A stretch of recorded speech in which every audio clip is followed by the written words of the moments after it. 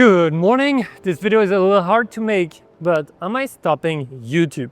Is a question I've been asking myself several times over the last few months, over the last few years, and I'm not gonna drag you in there, but the short answer is no, but a lot has changed. A lot is changing. I noticed it internally, externally with my direct surroundings, with my life, and also even wider, like the YouTube space, the photography space, the Instagram, whatever, social media, all this really transformed. And in this video, I kind of want to explain a little bit where I'm at, what's this channel is becoming, is it going, where is it going, why would I want to stop, what triggers me from thinking of stopping. And because it's a summer, I want to leave you with a little photography challenge, surprise, something that can help you through your journey this summer. And it's already linked in the description. If you can't wait, you can check it out. I created something for you, and I think it's going to really help you on the field and to practice more. But with that said, let's talk about why I'm asking myself that question of stopping. I've been at YouTube for 10 years, guys. I started my first video in July 2016 in New York City as a creative challenge, doing a vlog for 30 days. It lasted 6 months, and then it turned into travel. And then in 2017, late 2017, I started a photography channel to reconnect with and to share my passion for photography that is very strong and that was constantly there through my world tour where I was creating videos with my wife and stuff.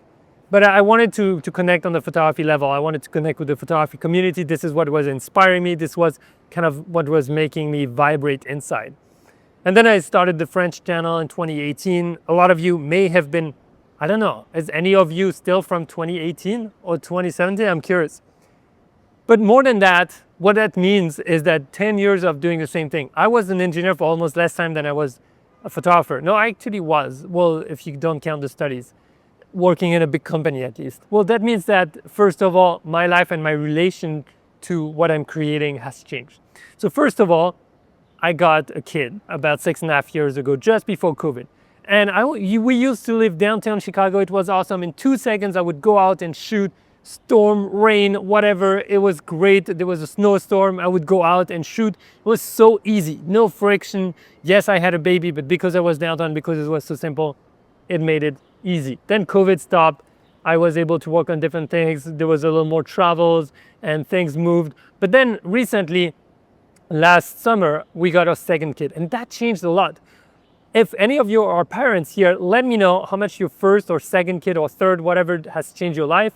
Because to me, the first one changed everything. Like, it changes your identity, it changes who you are, how you're seeing yourself in the world, how others see you. But most importantly, it changes also how you work and what are your priorities. But then the second one changes, I would say, more on the logistical level. And because we don't have as much family support as we could have before, for me, it's harder to take trips. So I asked myself that question, is it worth continuing doing YouTube videos? Is it interesting enough for people? Are those tutorials not too repetitive for people? Do they like it? I know I'm doing a little less POV style videos, but is that okay? Like, I'm constantly asking myself this question. So with the second kid, every shoot I want to take on is really an organization. I need to organize myself to make it happen, to shoot. I can be less spontaneous with friends who don't have kids and who are able to travel around the world or choose to, because I can choose to, but I choose also to be with my family. That's very important for me too. And most importantly, I'm feeling tired of the algorithm race, right? YouTube has changed a lot. Instagram has changed a lot. The small, short content has come in and is literally ripping through a lot of things. We'll talk a little bit more about that. It's hard to search for a video on YouTube without being shoved in your face 10 seconds video. And that's not what why I created videos in the first place. It wasn't to go down that route, even though I dipped into it a little bit at the beginning because I thought it was fun. I see also the negative impact it has on people, on attention, on presence, and I don't appreciate it. But you know what? There is something that has not changed, and that something is being excited by the light, those leading lights, the shadows on the floor, knowing what kind of photo I can take here, take the photo, whether it's with my family, with friends, with just in street photography. My love for photography is still there, it's still present, and I love to do it, I love to practice it. But the sharing part, sharing it with social world is way less interesting to me right now.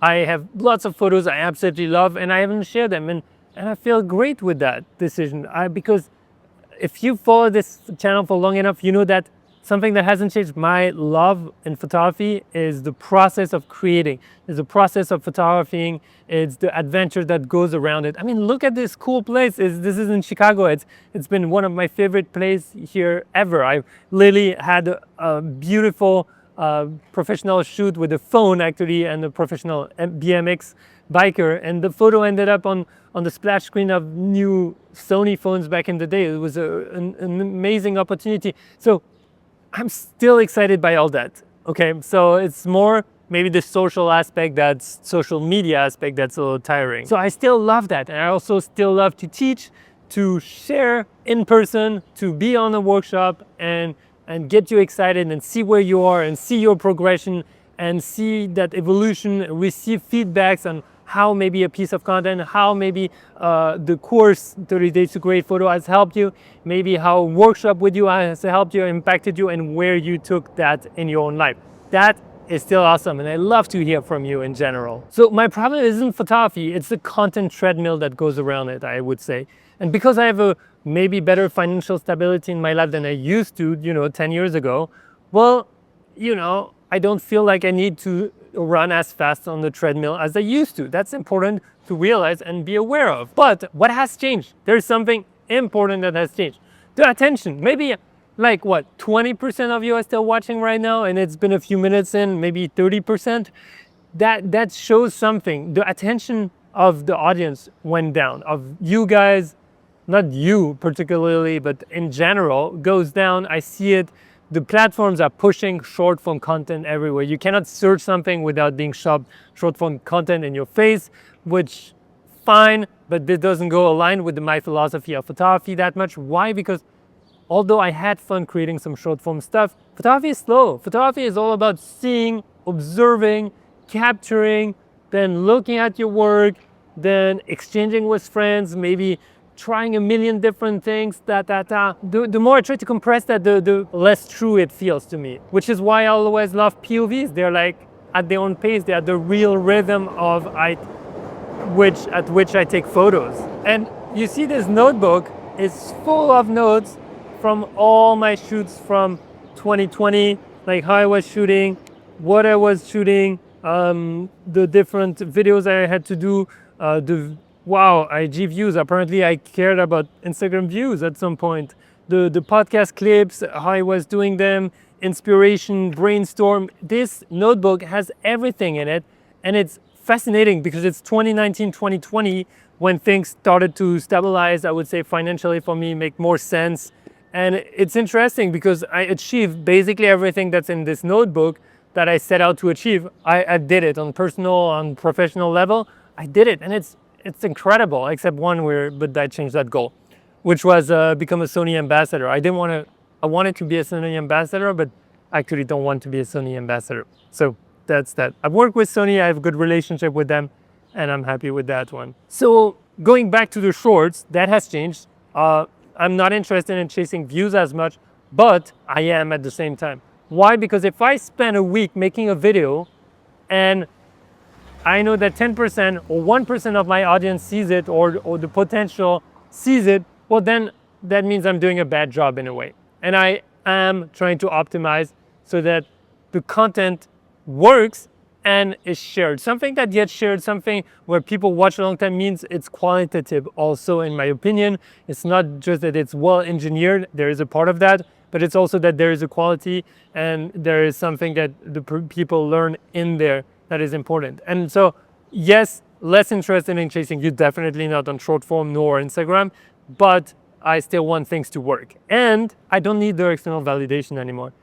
Maybe we could do a whole video about that, but over the years, I actually found out I know better who I am, what I am, how I am, and I don't really care about the likes and the comments about my photos per se. I don't care if you like it, if you don't like it, which is, I think, a big strength as a photographer.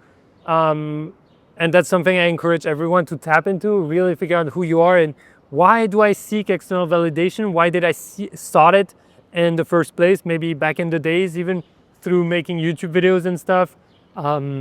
I think that's an interesting questioning, and I've gone on a deep inner journey over the past since 2019, even before, of exploring all those topics. I came back from a beautiful meditation retreat doing diets, questioning who am I over 6 days. Very intense, but it's beautiful. There's so much to it, and I think all this helps you kind of get clarity on why you do things in life. I'm interested in doing more meaningful work, maybe speaking more about philosophy of photography or slower things sometime, but I don't know if it will happen. Maybe it's stuff I should share for a conversation with some of you around the coffee, you know? It doesn't necessarily need to be living on a platform. Just saying. If you want to have coffee, and you know, life goes by in seasons, and that's something I've realized. And right now, it's like, I love that analogy of a book or a movie. Life has chapters, seasons. And for me, I'm in a chapter right now where I want to focus on my 1-year-old, on my family, and at the same time still create. So creating is still important. It's still very present, but I also have this big responsibility of being a father for the next, let's say, 15 years that are going to be important. The next 6 to 12 are definitely hands-on, and then it's more sporadic, I would say. You guys who have kids who are much older than mine, please let me know in the comments, but that's kind of how I see it. It's like now I need more all hands on deck, and then after it just slows down and it's more like touch points. I mean, you know, when I was 14, I didn't want to spend all day with my parents, and I didn't even need them to change my underwear and to wipe my butt. So that's something also to keep in mind. It's not a problem in my opinion, that's just life, and that's just life evolving, and that's something I need to be aware. So what will change on this channel? What is changing? You know, if you remember, I had a video that was a little hard open, or like where I was sharing the struggles with YouTube and all that. Yes, they are still present, but I think I took a little more distance from it, and it is what it is. So what's changing? Summer is going to be a little quieter, okay? Probably coming back around August with new videos. There's still maybe 1 or 2 coming in July, but I want to spend more time with the family, with the kids. We're going to see extended families. Maybe I'll experiment, and also I'll try to bring out more workshops so that we can connect in real life. And speaking of getting help on the field, mentorship, I want to talk to you and launch you on a little challenge for the summer to click a link that's in the description. I know you're like, there goes the Pierre trying to plug something again. No, literally, I built something I'm super excited about. It's called Pier AI. The newsletter is aware of it for the past weeks, months. I have hundreds of people who've been using it, and it is literally your 24/7 coaching and mentor that is in your pocket for photography. Now, speaking of being on the field and shooting, this is what I invite you to do this summer. I always invite you to shoot. You know it through all my videos, and for that I created something for you. Get ready for it, because it's gonna give you a specific training program with coaching for your own photography, for where you are, for your level, for your gear, for your constraints that you have in life, and through this app called Pier AI. Pier AI is basically your 24/7 available photography coach, mentor that is trained on everything I've ever taught, privately, publicly, my philosophy, my methodology, how I critique photos, how I edit everything basically. And I trained it, and hundreds of users have been using it for the past few months, and it got really, really good. The whole interface is amazing. It's not some random chatbot or some random chat GPT trying to give you like advice. No, it's very specific. It's really made for photographers from the moment you plan a shoot to the moment you publish it, through the whole workflow. And I've had people who use it for series, like being able to sort series, getting critiques on their photos also. I've had people use it literally to create an entire book to help it sort through certain photos, how they may match together, how to organize things, then photo critiques, obviously getting feedback on your photo. By the way, you can try that for free. Where your photos is, how is it in link with the vision you had, what you can improve, and then obviously the questions on the field, the questions editing. I had some people actually create Fuji recipes. Pier AI literally created Fuji recipes for them based on the images and the style they wanted, and it works, and they loved it. And so now with that new functionality I'm adding, that's going to be the dedicated program. By the way, the program 30 Days to Great Photos, for those who purchased it, is going to be available there. So on top of the course with all the videos and the structure over 30 days, you're going to have basically a coach that's going to be with you as you go through each day of that course. So if you want to revisit the course you already participated, please do so with Pier AI. It's going to be really nice and interactive. And that new customized, basically, training program, I'm so excited by. Honestly, this is for me the biggest bridge we can create, is to have someone, something be with you on the field and help you shoot more and shoot something you love more and progress with your level where you are at. So if you've wondered why maybe there were less videos, it's because I was very absorbed in creating that and working on that project, which I find extremely exciting, and I can't wait for you to get your hands on. So please try it out. I think it's going to be awesome. And now, where's the channel going? So the channel, I want to have it based on trust. I want, when you watch something, that you know that my advice is grounded in stuff I'm trying, I'm doing, I'm on the field. Sometimes I make mistakes in videos, and that happens to everyone. Then I try to rectify it. But really, I want you to come and be inspired maybe. And I want you to be a little bit, and basically I want you to watch a video and have like, oh, I didn't think about that, or oh, let me try that. That's kind of what I want when you watch videos. Honest advice, you know, like grounded in the everyday, basically. There will be more on the field videos, and there will be also gear videos. Maybe some philosophical discussions around photography, but I'm not sure. I feel like this one should stay for you and me together in real life, maybe around a coffee and talking, or in a small group of a workshop. I'm just saying. So I want really this channel to stay a place where photography is honored and you can have fun, and the process of learning photography is honored, and you can have fun. And now we get to the most important part, which I kept for the end, and it is to thank you right now, who's watching. Thank you so much. No, I'm being serious. Like, maybe it's cheesy, but I really appreciate you. I appreciate the time you take to watch this, maybe to comment, to leave likes. And without you and all of you, this wouldn't be possible. This adventure, this for me, wouldn't be possible. A lot of things I created, I was able to do, I was able to share, were thanks to you, to your support, through watching, through commenting, through buying a course, through buying presets, through coming to a workshop. And just know that I'm very grateful for that. And I'm always thankful. I think about you guys, and the luck in a way, or the beautiful mystery of life that really provided that to happen in my life. And I'm not speaking from a script, I'm literally unscripted right now. So I want to share that gratitude with you and say thank you. I appreciate it. You know, you could be doing a million other things, and you choose to spend a lot of time with me through different ways, and that means the world to me. And to show you support also financially through tools that you purchased, through things that helped you, but also helped me. So it helped me, it helped my family. I think my whole family is very grateful for you too. And it allowed for a life that maybe I wouldn't have had if it wasn't for you and for this channel.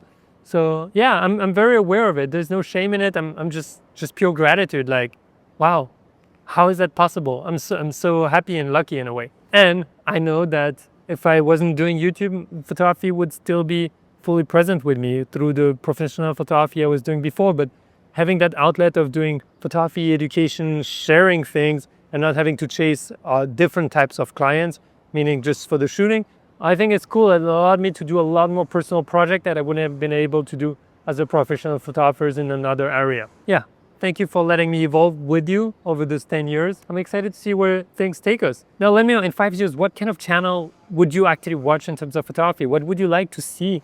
I'm kind of curious. I think it's an open-ended question. Let me know. I'm always curious. Now, remember, for the summer, get out there, go shoot, try something different, try something new, grab Pier AI, put it on your phone, and go shoot with it. Try it at least. Give it a go, and let me know how it was in the comments, in the description. Send me an email, whatever. I love you all. Please have fun with your photography, with or without Pier AI. No one cares. But please have fun with your photography and be kind with the rest of the world. Share some love. Bye-bye.